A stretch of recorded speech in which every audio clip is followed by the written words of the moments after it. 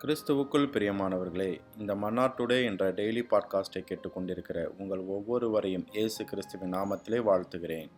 லூக்கா எழுதின சுவிசேஷம் 4வது அதிகாரம் 13வது வசனம் இப்படியாக கூறுகிறது: பிசாசானவன் சோதனை எல்லாம் முடித்த பின்பு சில காலம் அவரை விட்டு விலகி போனான் என்பதாக. ஒரு தருணத்தை எதிர்நோக்கி, looking forward to a moment என்ற தலைப்பின் கீழ் இன்றைய மன்னாவை நாம் தியானிக்கப் போகிறோம். இயேசு ஞானஸ்நானம் பெற்ற பின்பு 40 நாட்கள் பிசாசினால் சோதிக்கப்பட்டார்.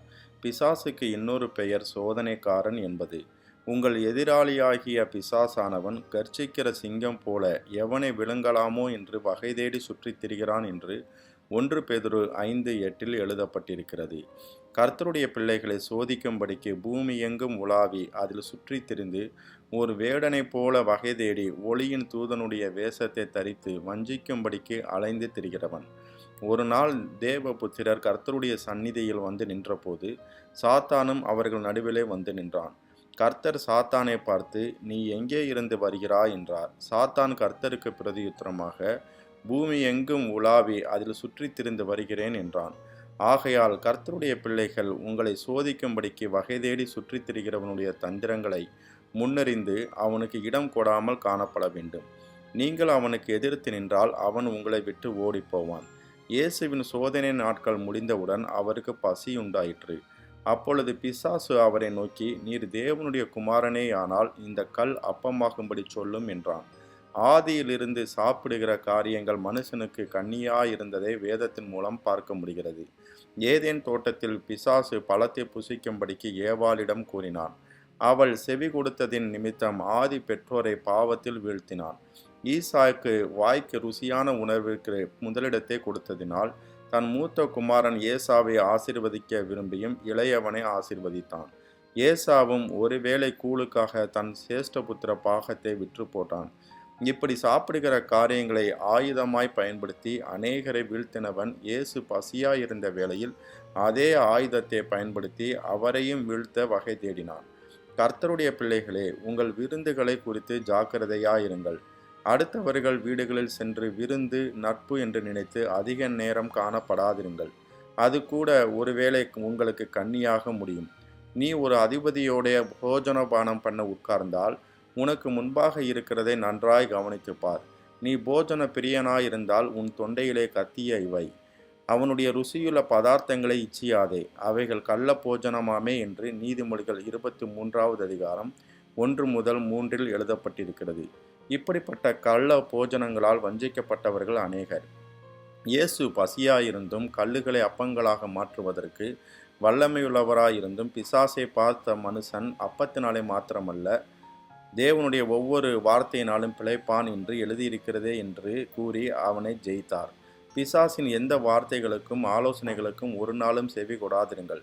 அப்போஸ்தலனாகிய பவுலின் 2வது மிஷனரி பயணத்தில் பிலிப்பு பட்டணத்தில் ஊழியம் செய்த நாட்களில் குறி சொல்லுகிற ஆவியை உடைய ஒரு பெண், இந்த மனுஷர் உன்னதமான தேவனுடைய ஊழியக்காரர், ரட்சிப்பின் வழியை நமக்கு அறிவிக்கிறவர்கள் என்று சத்தமிட்டாள்.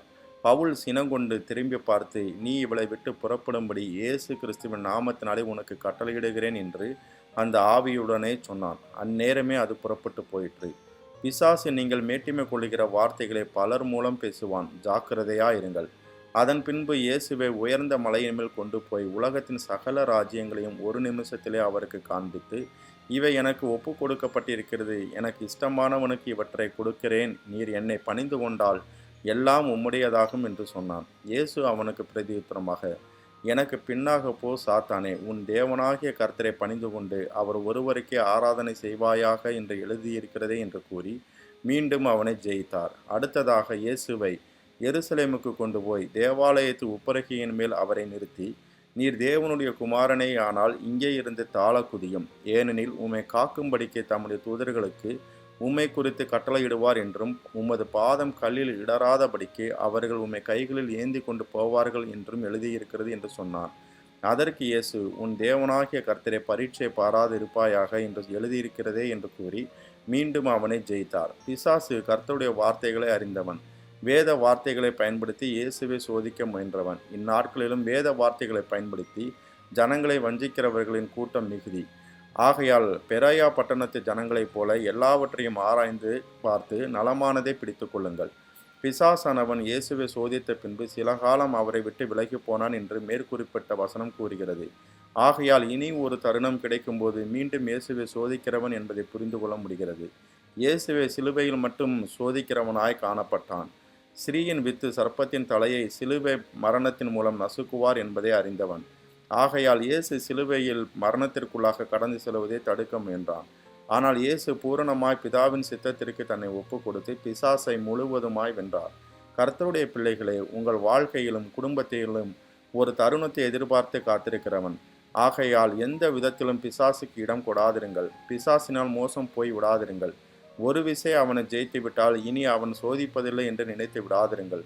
ஒரு தருணத்திற்காக காத்திருக்கிறான் என்பதை மறந்து விடாதிருங்கள். கர்த்தருக்கு பயந்து அவருடைய வசனத்திற்கு நடுநடுங்கி பாவத்தை விட்டோடி இடைவிடாமல் ஜெபம் பண்ணி பரிசுத்தவான்களுடைய ஐக்கியத்தில் காணப்படுங்கள். அப்பொழுது அவனை எளிதாய் ஜெயிக்கலாம். கர்த்தர் தாமே உங்கள் ஒவ்வொருவரையும் ஆசீர்வதிப்பாராக. ஜெபம் செய்வோமா? அன்பின் பரலோக தகப்பனே, இந்த மன்னாட்டுடே என்ற டெய்லி பாட்காஸ்டை கேட்டுக்கொண்டிருக்கிற உங்களுடைய பிள்ளைகள் ஒவ்வொருவரையும் கர்த்தர் தாமே ஆசீர்வதிப்பீராக என்று சொல்லி செபிக்கிறோம் தகப்பனே. பிசாசானவன் சோதிக்கிறவன் என்பதை நாங்கள் அறிந்து ஒவ்வொரு நாளும் பிசாசை எதிர்கொள்ளும் வல்லமையை கர்த்தர் உம்முடைய பிள்ளைகள் ஒவ்வொருவருக்கும் நீர் தருவீராக.